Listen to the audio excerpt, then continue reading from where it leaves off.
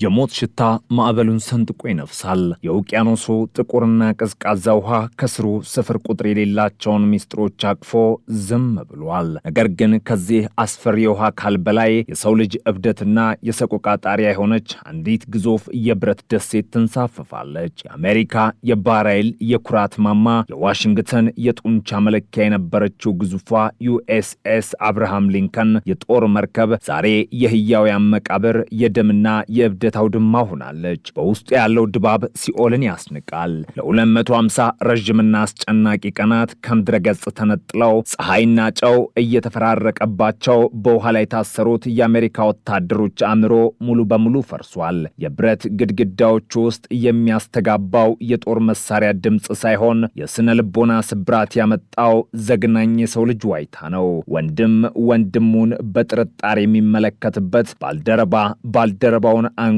የሚገድልበት አረመናዊ መድረክ ሆናለች። ረሃብ አንጀታቸውን ሲቆርጠው፣ ተስፋ መቁረጥ አእምሯቸውን ሲያደነዝዘው፣ 7 ወታደሮች እርስ በርስ መገዳደል ደማቸው የመርከቧን ወለል አርሶታል።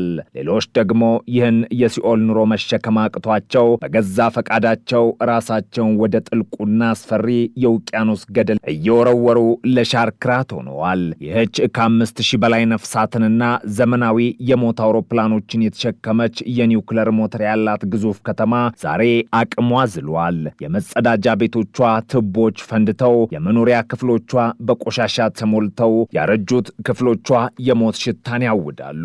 ፔንታጎን ይህን ዘግናኝ እውነታ ከዓለም ሕዝብና ከሚዲያ እይታ ለመደበቅ ቢሞክርም የሟች ቤተሰቦች እሪታ ግን የዋሽንግተንን የፖለቲካ ግድግዳ እያናወጠው ነው። በአሜሪካ የፖለቲካ ኮሪደሮች ውስጥ ከፍተኛ ነውጥ ተፈጥሯል። የመከላከያ ሚኒስትሩ ፒት ሄግሴት ይህንን የሰው ልጅ እልቂትና ወታደራዊ ውርደት መሸከም አቅቷቸው ስልጣናቸውን እንዲለቁ ከያቅጣጫው የሞት ፍርድ የተፈረደበት ያህል ጫና እየበዛባቸው ነው።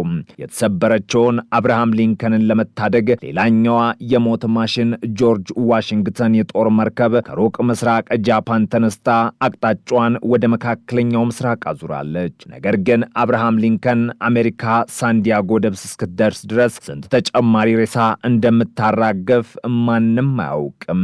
ነገር ግን አሜሪካ እየገጠማት ያለው የሞትና የውርደት ጽዋ በውቅያኖስ ላይ በሚንሳፈፈው የብረት መቃብር ብቻ አያበቃም። እይታችንን ወደ ሰማይ ስናነሳ የዓለምን ወታደራዊ ሚዛን ገልብጦ የጣለ፣ ዋሽንግተንና ቴልአቪቭን በድንጋጤ ያርበደበደ አዲስ የሞት መልአክ ክንፉን ዘርግቷል። የኢራን እስላማዊ አብዮታዊ ዘብ የሰው ልጅ ታሪክ አይቶት የማያውቀውን የሰማይ ላይ የአየር መከላከያዎችን እንደ ሸረሪት ድር የሚበጣጥስ አዲስ የባለስቲክ ሚሳኤል ቴክኖሎጂን ይፋ አድርጓል። እስካሁን ድረስ ዓለም የሚያውቀው ሚሳኤል ከተተኮሰ በኋላ በአንድ አቅጣጫ ብቻ የሚጓዝ ነበር። ነገር ግን አዲሱ የኢራን ማርቭ ማኒቨረብል ሪንትሪ ቬሂክል ቴክኖሎጂ ይህንን ሕግ ቀይሮታል። እነዚህ የሞት ቀስቶች ከሰማይ ወደ ምድር ሲወረወሩ ቀጥ ብለው አይወድቁም። በአየር ላይ ያሉ ልክ እንደ ነፍሳት አቅጣጫቸውን ይቀያይራሉ፣ ይሽከረከራሉ፣ ጠመዝማዛ ዳንስ ይደንሳሉ። የአሜሪካው እጅግ ዘመናዊ የሚባለው የፓትሪዮትና የታድ እንዲሁም የእስራኤሉ አሮ የአየር መከላከያ ስርዓቶች እነዚህን አዳዲስ ሚሳኤሎች የት እንደሚያርፉ ማስላት አቅቷቸው በሰማይ ላይ እንደታወሩ ቆሞ ይቀራሉ።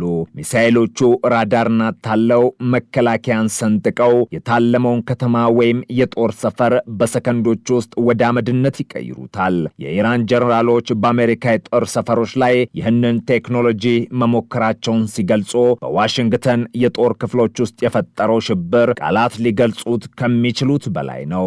አሜሪካ አንዷን የኢራን ሚሳኤል ለማምከን በሚሊዮን ዶላር የሚቆጠር ውድ ሚሳኤሏን ወደ ሰማይ ስትተኮስ ሚሳኤሉ አቅጣጫ ቀይሮ ሲያመልጣት መመልከት የሀያልነትን ኩራት አፈር አብልቶታል። የሰማዩ ላይ ሰቆቃ በዚያ ያበቃም። የአሜሪካ የስለላና የጥቃት አውራ የሆነው በሚሊዮኖች የሚቆጠር ዶላር የፈሰሰበት እጅግ ዘመናዊው MQ-9 ሪፐር ድሮን በሆርሙዝጋን ግዛት ሰማይ ላይ እንደበረረች ወፍ ተቃጥሎ መሬት ላይ ተፈጥፍጧል። የኢራን የአየር መከላከያ ይህን የማይታይ የማይና የማይሰማ አሜሪካ የቴክኖሎጂ አነጣጥሮ በመምታት የአሜሪካን የአየር የበላይነት ተረት አድርጎታል።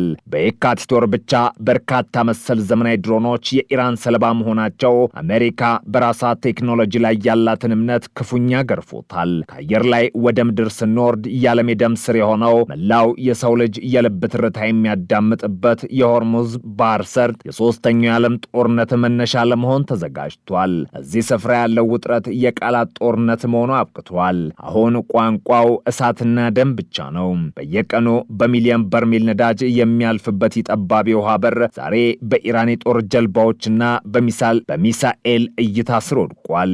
ሳውዲ አረቢያ፣ የተባበሩት አረብ ኤሚሬቶችና ኩዌት በፍርሃት እየተንቀጠቀጡ ነው። በእነዚህ ሀገራት ግዙፍ የነዳጅ ጫኝ መርከቦች ላይ የተፈጸመው ድንገተኛና አውዳሚ ጥቃት መላውን የባህረ ሰላጤ ሀገራት በድንጋጤ አቁሞታል። በተለይም የተባበሩት አረብ ኤሚሬቶች ብሔራዊ ነዳጅ ኩባንያ አድኖክ ንብረት በሆኑ ሁለት መርከቦች ላይ የደረሰው ጥቃት ቀጠናው ምን ያህል የሞት አፋፍ ላይ እንደቆመ ያመላክታል። የሳውዲ አረቢያ የውጭ ጉዳይ ሚኒስተር ጥቃቱን ለዓለም አቀፍ የኢነርጂ አቅርቦት ቀጥተኛ ስጋት ሲል ቢኮንንም የኢራን ጦር ግን ማስጠንቀቂያውን ከቁብ አልቆጠረውም። ኩዌት የባህር ላይ የጉዞ ነጻነት እንዲከበር ብትማጸንም ቴህራን ግን የሆርሙዝን ቁልፍ በእጇ ጨብጣ መላውን ዓለም እያንበረከከች ነው። ዋሽንግተን ይህንን የኢራንን እብሪት ለመግታት ታጣጥራለች። የትራምፕ አስተዳደር ምክትል ፕሬዚዳንት ጄዲ ቫንስና የገንዘብ ሚኒስትሩ ስኮት ቤሰንት ታይቶ የማይታወቅ ያሉትን የኢኮኖሚ ማዕቀብ በኢራን ላይ ለመጣል እየዛቱ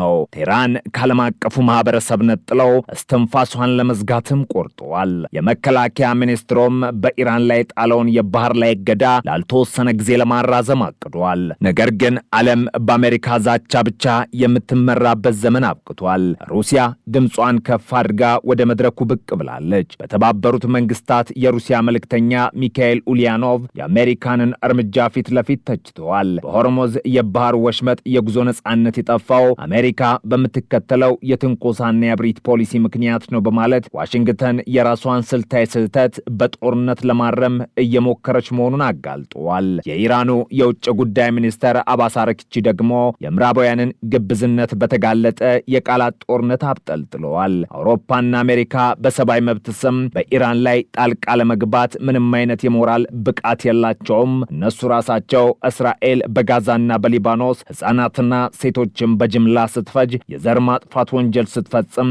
አይናቸውን ጨፍነዋል በማለት ምዕራባውያን ደም በነካው እጃቸው ኢራንን ሊከሱ እንደማይችሉ አስረግጠው ተናግረዋል። አክለውም በባህር ሰርጡ ላይ ያለው አለመረጋጋት የአሜሪካና የእስራኤል ወታደራዊ ትንኮሳ ውጤት መሆኑን አበክረው በመግለጽ ኢራን ብሔራዊ ጥቅሟንና ደህንነቷን ለማስጠበቅ ማንኛውም እርምጃ ከመውሰድ ወደ ኋላ እንደማትል ለዓለም አስታውቀዋል። አሁን ባለው ተጨባጭና አስፈሪ ሁኔታ የሆርሙዝ የባህር ሰርጥ ዕጣ ፈንታ በሁለት ትልከኛና ኃይለኛ ወገኖች መዳፍ ውስጥ ይገኛል። ኢራን አሜሪካ ለደረሰው የጦርነት ኪሳራ ሙሉ ካሳ እንድትከፍልና የተጣሉባትን ማዕቀቦች በሙሉ እንድታነሳ ቅድመ ሁኔታ አስቀምጣለች። እነዚህ ቅድመ ሁኔታዎች ካልተሟሉ የዓለምን የነዳጅ ቧንቧ ቆርጣ እንደምጥል፣ ሰርጦንም ሙሉ በሙሉ እንደምትዘጋው የሞት ዛቻዋን አሰምታለች። አሜሪካ በበኩሏ ይህን ስትራቴጂካዊ የውሃ አካል በቁጥጥሯ ስር ለማድረግ ያላትን እቅድ አላጠፈችም። ሁኔታው እጅግ ውስብስብና የደም ሽታ የሚያውድ ቢሆንም እንደ ኦማን ያሉ አሸማጋይ ሀገራት ይህንን የጥፋት ማዕበል ለማስቆም ከጀርባ እየሰሩ ነው። ምናልባትም ሁለቱ ሀገራት ወደ ሰፊ ድርድር ሊመጡ ይችላሉ የሚል ጭላንጭል ተስፋ አለ። የድርድር ከተሳካ የረዥም ጊዜ ተኩስ አቁም፣ የታገዱ የኢራን ቢሊዮን ዶላሮችን መልቀቅና የኒውክሌር መርሃ ግብሩን ሊያካትት ይችላል። ነገር ግን ማንም ሊክደው የማይችለው አንድ ዘግናኝ እውነት አለ። ኢራን የኒውክሌር ጦር መሳሪያ ባለቤት መሆኗ የጊዜ ጉዳይ እንጂ የማይቀር ዕጣ ፈንታ ነው። እስከዚያው ድረስ ግን የሆርሙዝ የባህር ወሽመጥ የዓለም የልብ ህመም፣ የስጋትና የፍርሃት ማዕከል ሆኖ ይቀጥላል። የደም ዝናብ ሊዘንብ፣ የብረትና የእሳት አውሎ ንፋስ ሊነሳ፣ ያንዳንዷ ሰከንድ ወደ ኋላ